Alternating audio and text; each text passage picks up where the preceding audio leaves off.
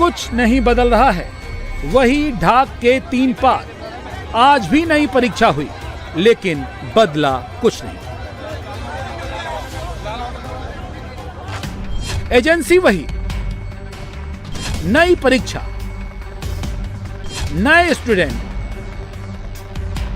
नया पर्चा, नया सेंटर। लेकिन हुआ क्या? एक बार फिर परीक्षा अपनी ही परीक्षा में फेल हो गई।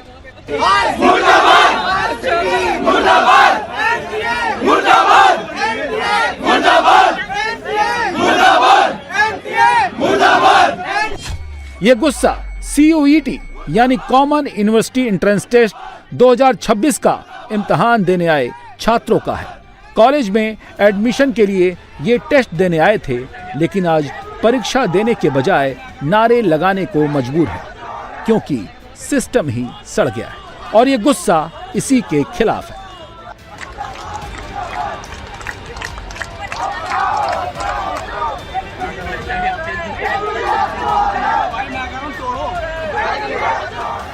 इनके नाराज होने की और इनके नारे लगाने की वजह भी है। सब कुछ पिछले कुछ दिनों में हुआ है। पेपर देने आए, पेपर देने से पहले ही पेपर लीक हो गया। पेपर दिया तो ठीक से चेक नहीं हो पाया। कॉपी जांची गई तो नंबर गलत मिल गया। डिजिटल परीक्षा दी तो सर्वर ही फेल हो गया। आज CUET के एग्जाम में भी यही हुआ। पूरे देश में 2 शिफ्ट में ये परीक्षा होनी थी। पहले शिफ्ट की परीक्षा सुबह 9 बजे से दोपहर 12 बजे तक होनी थी। दूसरी होनी थी दोपहर 3 से शाम 5 बजे, लेकिन सर्वर फेल हो गया, परीक्षा लेट हो गई। दूसरे शिफ्ट की परीक्षा शाम 4 बजे से 7 बजे कर दी गई।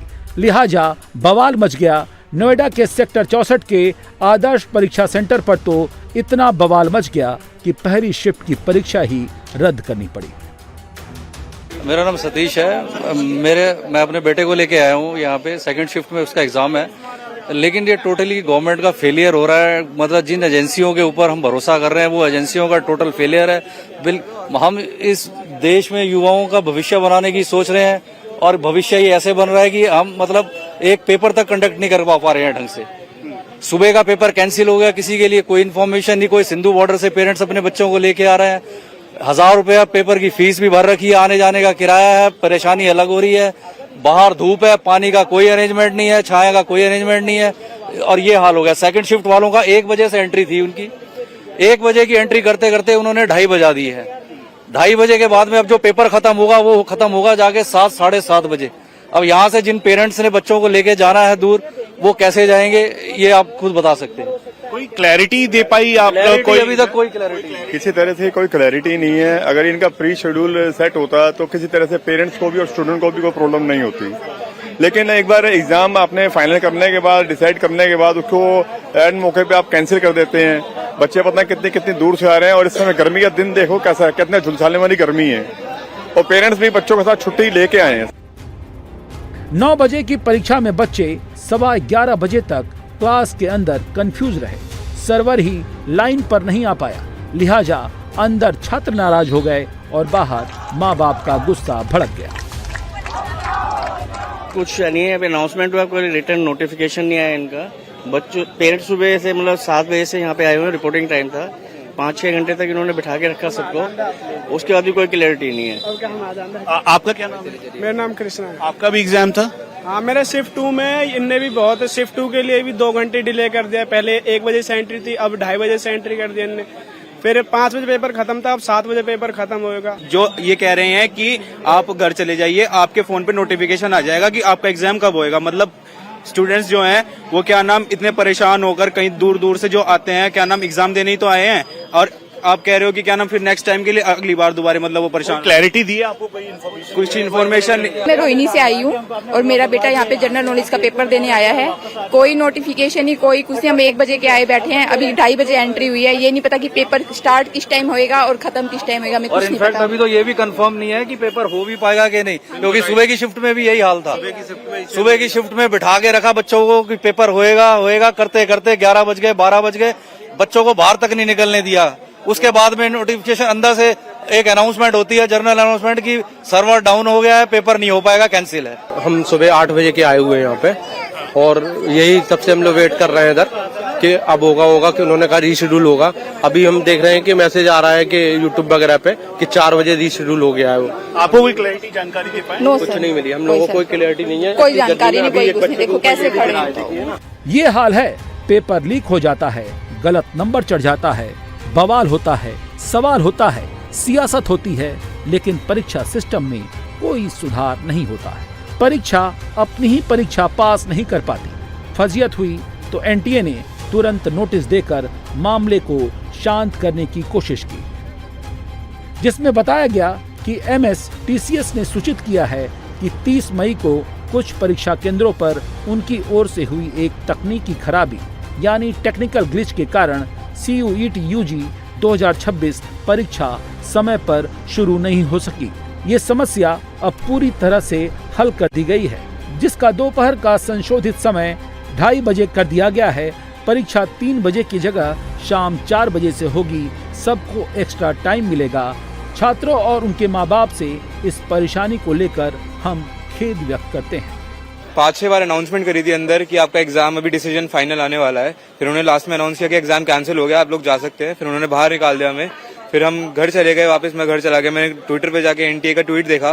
फिर मैं वो देख के वापस आया क्योंकि उन्होंने मेंशन करा हुआ कि मॉर्निंग शिफ्ट का हम रीशेड्यूल कर देंगे टाइम। तो मैं उसको देख के वापस आया, पर अभी भी यहाँ पे कोई क्लैरिटी नहीं कि एग्जाम होगा या नहीं होगा। मॉर्निंग शिफ्ट में एग्जाम था। उन्होंने पहले तो ऑलमोस्ट 2 आवर्स हो गए थे, हम लोग टाइम के लिए पूछ रहे थे तो देवर लाइक कि बताएंगे और फिर एग्जाम स्टार्ट नहीं हुआ। फिर उसके बाद around 11:30 they clearly told us to leave the centre.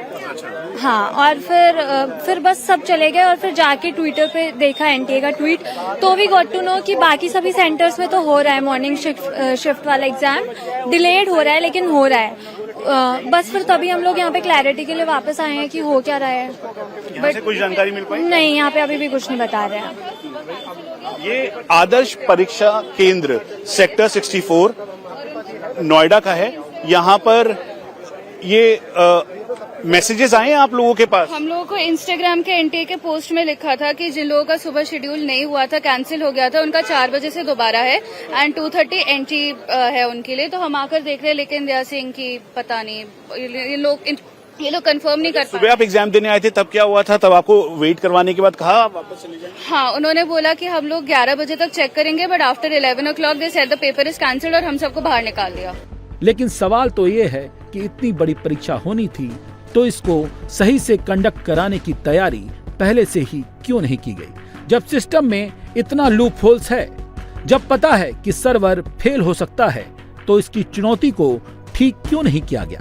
CBSE के एग्जाम चेकिंग में भी OSM सिस्टम लाया गया था, लेकिन उसमें भी गड़बड़ियां निकली। ठीक से स्कैन न कर पाने की वजह से कहीं मार्किंग गड़बड़ हुई तो कहीं गलत कॉपी मिल गई।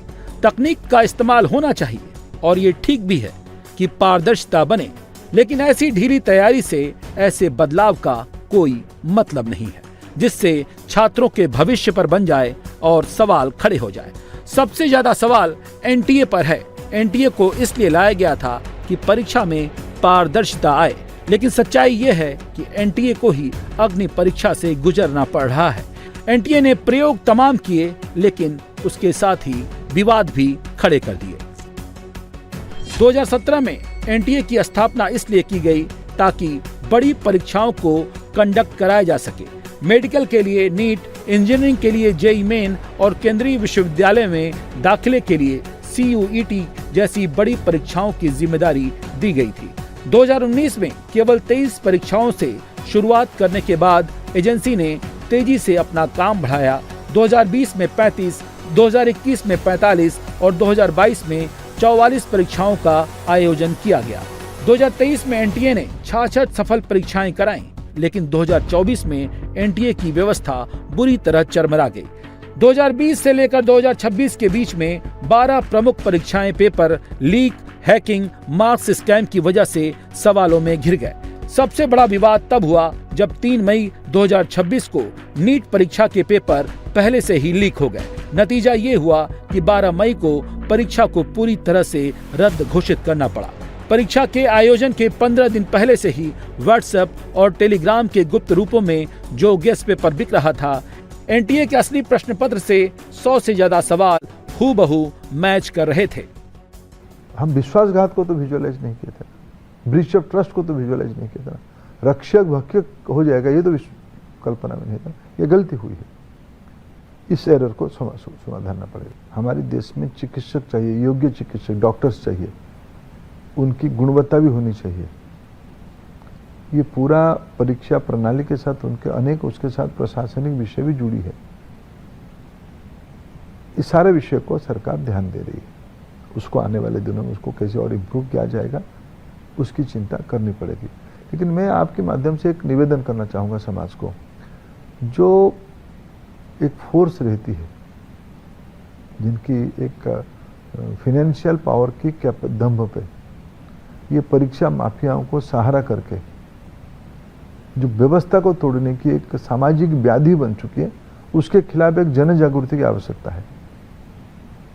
सामाजिक व्याधि ये हो चुकी है, सोशल एविल हो चुका है ये, कि मेरे बच्चे की गुणवत्ता हो ना हो, मैं उसको जेने तेने प्रकार ने डॉक्टर पढ़ाऊंगा। ये जो उस व्यक्ति की, उस तथाकथित अभिभावक की एक ग्रीड है, ये व्यवस्था को तोड़ देता है। उसके पीछे परीक्षा माफिया रहते। सरकार इस बार परीक्षा माफियाओं को समाप्त करेगी। इसमें डॉक्टर्स, कोचिंग वाले ये सब इन्वॉल्व पाए जा रहे हैं। अभी तक मैं उसको आज देखो, सीबीआई सारा विषय को जांच करे, एक प्रकार से निगरानी के अंदर है। मैं आश्वस्त करता हूं सीबीआई का रिपोर्ट आ जाए पूरा। इस बार चार्जशीट भी ठीक से होगा। पिछली बार 24 में ये लोग सब बेल पे छूट गए, बड़ा आलोचना भी हुई, क्योंकि इनकी सब ट्रायल नॉर्मल अप्रोच में हो गया। हमने अभी अनुरोध किया है व्यवस्था को कि इनकी सुनवाई फास्ट ट्रैक हो, डे टू डे हो। इस सब गुनहगारों, उन पापियों को एग्जाम्पलरी दंड मिलनी चाहिए, तब समाज में व्यवस्था को तोड़ने की हिम्मत नहीं होगी किसी को। सवाल तो यह है कि जिस काम के लिए एनटीए को लाया गया वो क्यों नहीं ऐसे लोगों को पकड़ पाया। नीट में धांधली का मामला अब सीबीआई को दे दिया गया है। इतना बवाल होने के बावजूद भी कोई बदलाव नहीं हुआ। इसीलिए जब आज CUET की परीक्षा में फिर से गड़बड़ी हुई, वो गड़बड़ी भले ही टेक्निकल थी, लेकिन सरकार पर सवाल खड़े हो गए। कांग्रेस के पूर्व अध्यक्ष और लोकसभा में नेता प्रतिपक्ष राहुल गांधी ने मोर्चा खोलते हुए मोदी सरकार पर तीखा हमला किया है। अपने ट्वीट में राहुल गांधी ने लिखा है कि मोदी सरकार ने पूरी शिक्षा व्यवस्था को तबाह कर दिया है, अब इसका हिसाब नई पीढ़ी करेगी। अब जब परीक्षाओं के पेपर लीक होंगे और परीक्षाएं समय से नहीं होंगी, बच्चों के पेपर ठीक से नहीं जांचे जाएंगे, तो सवाल